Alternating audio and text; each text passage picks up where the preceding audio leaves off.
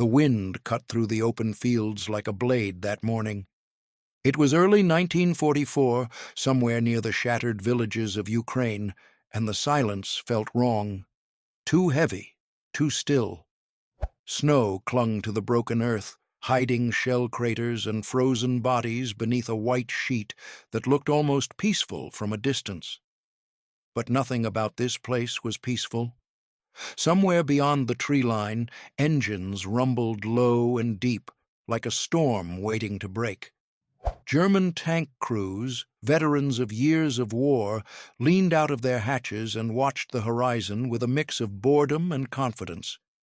They had seen Soviet tanks before, fast, rough, numerous, but rarely precise, rarely deadly enough to truly scare them. If you want more content like this, subscribe now and comment below. Among them was Oberleutnant Karl-Heinz Mertens, commander of a Tiger I from Schwer Panzerabteilung 503. His tank sat slightly elevated on a ridge, its long 88mm gun pointing forward like a spear. The Tiger was feared for a reason: thick armor, deadly accuracy, and a gun that could knock out most enemies before they even got close. Mertens had fought at Kursk. He had watched Soviet tanks burn from over a kilometer away. To him and his crew, the battlefield had a pattern. The Soviets charged, the Germans aimed, and the Germans survived. That morning, when the first report came in over the radio, no one reacted with urgency. A forward scout mentioned a new type of heavy Soviet tank moving toward their sector. Larger than a T-34, slower, and oddly shaped. The description was vague. Some laughed, others shrugged. New Soviet tanks appeared often, and most of them didn't change the outcome of a fight. The word passed casually between crews. Another clumsy machine, another target. But then someone said something that made Mertens pause. The scout mentioned the gun, bigger than anything seen on a Soviet tank before. The words hung in the cold air, ignored by most, but not by him. Mertens narrowed his eyes and looked again toward the distant tree line, where dark shapes were beginning to move through the snow. At first, they looked slow, heavy, almost awkward. Their silhouettes were not sleek like the T-34. They were bulky, with thick fronts and long barrels that seemed too large for their bodies. A few German crewmen chuckled over the radio. One called them steel tractors. Another joked that the Soviets had finally built something that couldn't even keep up with their own infantry. But the laughter faded quickly as the shapes grew clearer. There were 5 of them, moving in a loose line. Their tracks crushed through frozen ground without hesitation.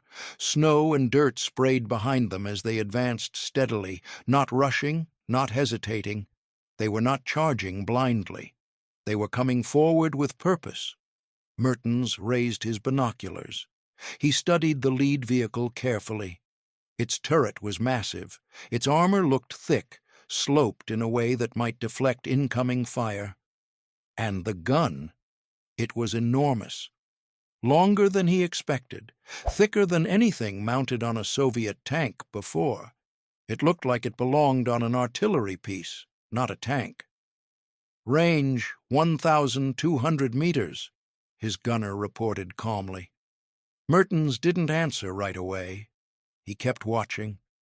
Something about these tanks felt different. They were not behaving like the Soviet machines he knew. They were not rushing forward in a desperate push. They were advancing slowly, deliberately, as if they knew exactly what they were capable of. Still, doctrine was clear. Engage early, use range, use the 88. Load armor piercing, Mertens finally ordered. Inside the Tiger, the crew moved with practiced precision. The loader slid a shell into the breech. The gunner adjusted his sights, tracking the lead Soviet tank as it crested a small rise. "Target, front vehicle, fire when ready." The Tiger's gun roared, breaking the morning silence with a violent crack. The recoil shook the entire tank. Smoke burst from the muzzle, drifting into the freezing air. The shell traveled fast, faster than anything the Soviets could usually answer with. The impact came a moment later. But something was wrong. Instead of tearing through the target, the shell struck the front of the Soviet tank and deflected. It didn't penetrate. It didn't even slow the tank down. Inside the Tiger, there was a brief silence. Just a second. Just enough for doubt to slip in. "Hit confirmed. No penetration," the gunner said, his voice tighter now. Mertens felt a cold weight settle in his chest. That was not supposed to happen. Not at this range. Not with this gun. Outside, the Soviet tanks didn't stop. They kept moving forward. Then the lead tank halted. Its turret began to turn slowly, deliberately, like a giant waking up. For a brief moment, everything seemed to slow down. You can almost feel it, the way the air tightens, the way every man inside the German tanks suddenly understands that something has changed. This is not just another Soviet push. This is something new. The barrel of the Soviet tank aligned directly with Mertens' Tiger, and then it fired. The sound was deeper than anything they had heard before. Not a sharp crack like the 88, but a heavy, thunderous boom that seemed to shake the ground itself. The shell left the barrel in a burst of smoke and flame, cutting through the air with unstoppable force. Mertens didn't even have time to react. The impact hit the Tiger's front armor with devastating power. For a fraction of a second, the tank seemed intact. Then the armor shattered. The shell punched through like it was paper, sending fragments of steel and fire through the fighting compartment. Inside, everything turned to chaos. The first shot had destroyed a Tiger, and in that moment, the laughter died forever. The tank that fired that shot was the IS-2, a machine the Germans would soon come to fear more than anything else on the Eastern Front. Back in the Soviet Union, the creation of this tank had not been an accident. It was born out of necessity, forged in the brutal lessons of earlier battles. By late 1943, Soviet commanders had seen enough.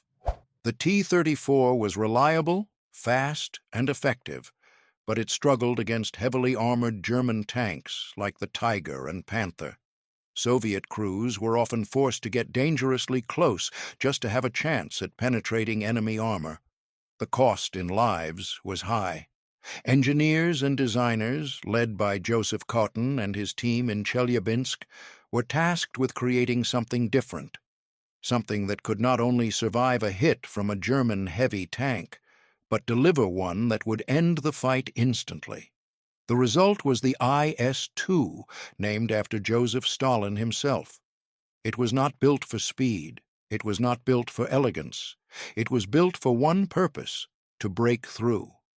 At its heart was the 122mm D-25T gun, a weapon originally designed for artillery.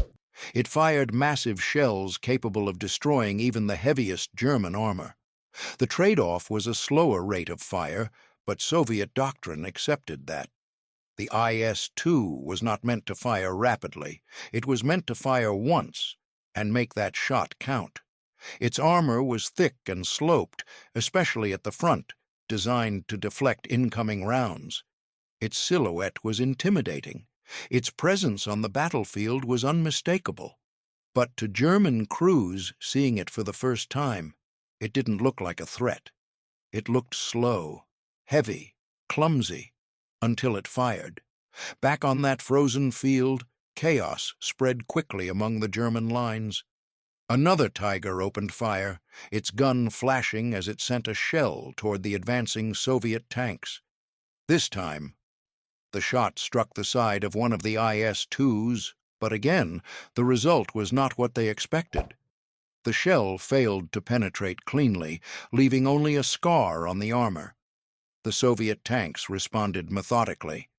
One by one, they halted, aimed, and fired. Each shot carried enormous power. Each impact had the potential to destroy a German tank instantly. A second Tiger was hit. This time the turret was blown off completely, thrown aside like a piece of scrap. The explosion echoed across the field, sending a clear message to everyone watching. This was no ordinary tank. German radio channels filled with urgent reports. Commanders demanded identification. What were these tanks? How many were there? What guns were they using? But answers came slowly, and the IS-2s kept advancing. For the first time in a long while, German tank crews felt something they had not felt since the early days of the war: uncertainty and fear. As the battle unfolded, the difference in design philosophy became clear. German tanks like the Tiger were built with precision in mind: long-range accuracy, advanced optics, highly trained crews. They relied on hitting the enemy first and destroying them before they could respond. The IS-2 did not rely on precision in the same way. It relied on impact. It relied on armor. It relied on the sheer force of its gun. Where the Tiger aimed to control the battlefield from a distance, the IS-2 pushed forward, absorbing hits and delivering crushing blows in return. And in that first encounter, it worked. Over the following weeks and months, reports of the IS-2 spread across the Eastern Front. German crews began to recognize its shape. They learned to respect its gun. They learned that engaging it carelessly could be fatal. Tactics had to change. Tiger crews were instructed to aim for weak points: lower hulls, sides, and rear armor. They were told to avoid head-on engagements whenever possible. Coordination became more important. One-on-one duels were no longer safe. But even with these adjustments, the IS-2 remained a dangerous opponent. Its gun could penetrate a Tiger at ranges that surprised many German crews. Its armor could withstand hits that would have destroyed other Soviet tanks. And its psychological impact was significant. The knowledge that a single shot could end the fight created tension in every engagement. The battlefield was no longer predictable. By mid-1944, the IS-2 was playing a key role in Soviet offensives. It was used to break through fortified lines, support infantry assaults, and engage heavy German armor. In operations like Bagration, these tanks helped drive German forces back across vast distances. Their presence was often decisive. German reports from this period reflect a growing respect and concern for the IS-2. It was no longer mocked. It was studied, feared, prioritized as a target. But even then, the IS-2 was not invincible. Its slow reload time could be a weakness. Skilled German crews could exploit this, firing multiple shots in the time it took the IS-2 to reload. Its mobility was limited compared to lighter tanks. In close or complex terrain, it could be outmaneuvered. Yet none of that changed the core reality. When the IS-2 fired first, it often decided the outcome. And that first shot, on that frozen morning in 1944, he had already proven it. The war would continue for many more months. Battles would rage across cities, forests, and open plains. New tactics would emerge. New machines would enter the fight. But the memory of that moment, the moment when a supposedly clumsy Soviet tank destroyed a Tiger with a single shot, would stay with those who witnessed it. Because in war, perception can be as powerful as reality. And on that day, perception changed forever. The IS-2 was no longer a joke. It was a warning. And for many German tank crews, it came too late. The shock of that first encounter did not fade quickly. In the hours that followed, surviving German crews pulled back to regroup, their radios still alive with fragmented reports. Some described the new Soviet tanks as unbreakable. Others insisted they had simply been unlucky. But deep down, experienced commanders like Mertens knew the truth was more serious. This was not luck. This was a shift. Later that same day, around 1430, elements of Panzergrenadier Division Grossdeutschland were informed about the contact. Intelligence officers began collecting details: shell size, armor thickness, movement speed. Every piece of information mattered now. The Eastern Front had always been a place of constant adaptation, but this felt different. The Soviets had introduced something that forced immediate respect. Across the Soviet lines, the mood was equally intense, but for a different reason. Crews of the 71st Guards Heavy Tank Regiment, one of the first units equipped with IS-2 tanks, were still processing what they had just witnessed. They had trained for this moment. But seeing a Tiger destroyed so quickly confirmed what many had hoped, but not fully believed. Their tank was not just heavy, it was dominant in the right conditions. Inside one of those IS-2s, a gunner named Senior Sergeant Ivan Petrov wiped sweat from his forehead despite the freezing temperature outside. The recoil from the 122mm gun still echoed in his chest. Loading another shell was not quick. The ammunition was large, heavy, and required coordination between crew members. Every shot demanded effort, but every shot also carried weight, literal and psychological. As days turned into weeks, more encounters followed. On March 3, 1944, near Tarnopol, another clash took place. German Panthers and Tigers attempted to halt a Soviet advance supported by IS-2 tanks. The terrain was uneven, with patches of mud breaking through melting snow. Visibility was limited, making long-range engagements more difficult. In this environment, the IS-2 showed another advantage. At medium range, its gun was devastating. German crews quickly learned that distance alone would not guarantee safety. While the Tiger's 88mm gun still had superior accuracy and rate of fire, the IS-2's ability to absorb hits while delivering a single decisive blow forced German commanders to rethink engagement ranges. Waiting too long could mean giving the IS-2 the first shot, and that was often the last mistake a crew made. You can almost feel the tension inside those steel machines, the narrow space, the smell of oil and metal, the constant vibration of the engine beneath your feet. Every second feels stretched, especially when you know the enemy only needs one good shot. German tactics began to evolve rapidly. Instead of engaging alone, Tigers were deployed in coordinated groups, often supported by anti-tank guns like the 75mm PaK-40 or the more powerful 88mm flak guns used in ground roles. Ambush tactics became more common. Concealment, flanking, and patience replaced the earlier confidence of direct confrontation. Still, even with these changes, the IS-2 continued to prove its worth. During Operation Bagration in June 1944, Soviet forces launched one of the largest offensives of the war. The objective was clear: destroy Army Group Center and push west.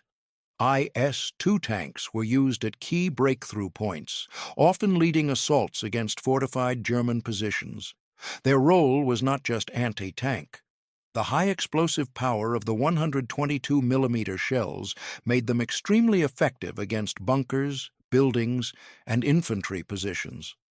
One shell could collapse a defensive strongpoint. One hit could clear a path for advancing troops.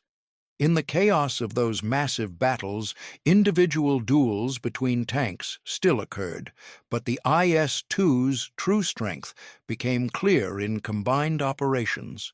It was a breakthrough weapon, a hammer used to shatter defenses that had held for months. German soldiers began to recognize its distinct silhouette even from a distance: the rounded turret, the long barrel, the heavy front. Reports often included warnings: IS tank sighted. That alone was enough to change behavior on the battlefield. By late 1944, As the war moved closer to Germany itself, IS-2 units were increasingly involved in urban combat. In places like Sandomierz, and later during the Vistula-Oder offensive in January 1945, these tanks pushed through towns and cities where visibility was limited and threats could come from any direction. Urban warfare was dangerous for all tanks, including the IS-2.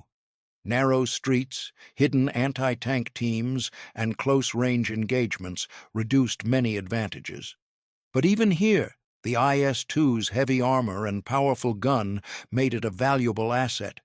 Buildings that sheltered enemy troops could be destroyed with direct fire.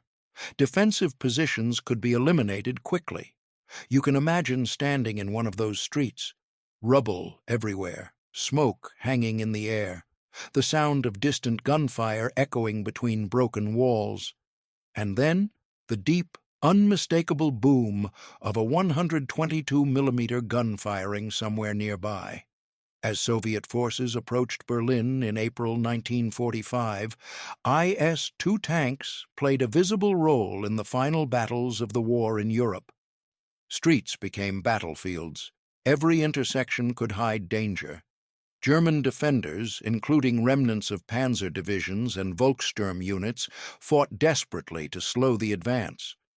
In Berlin, the IS-2 was not just a tank, it was a symbol of how far the Red Army had come since the early days of the war. From the chaos of 1941 to the streets of the German capital, the evolution was clear. German tank crews, by this stage, no longer underestimated Soviet armor. The lessons had been learned the hard way. Encounters with IS-2 tanks were approached with caution, planning, and respect. No one laughed anymore. No one called them clumsy. Instead, they were treated as priority targets, dangerous, powerful, and capable of turning a battle in seconds. Yet even in these final months, the same truth remained. The IS-2 was not perfect. Its slow reload could still be exploited. Its size made it a visible target. Skilled German crews, especially those in well-positioned Panthers or Jagd Panthers, could still defeat it under the right conditions. But war is rarely about perfection. It is about impact, timing, and the ability to change the balance, even for a moment. The IS-2 did exactly that. Looking back at that first encounter in early 1944, it becomes clear why it mattered so much. It was not just about one tank destroying another. It was about a shift in expectation, a moment when confidence met reality, and reality won. You can almost stand there again on that frozen field, the wind still cutting across the open ground, the distant rumble of engines growing louder, the moment before the first shot when everything still felt familiar, and then the sound of that gun and the impact, the realization that the battlefield had changed. From that moment on, every German tanker who faced an IS-2 carried that knowledge with them. Every Soviet crew who operated one understood the responsibility of its power. The war would end in May 1945, but the story of machines like the IS-2 would continue, not just as weapons, but as reminders of how quickly the balance of power can shift in war. Because sometimes all it takes is one shot, one moment, one machine that everyone underestimated, until it proved them wrong forever. If you want more content like this, subscribe now and comment below.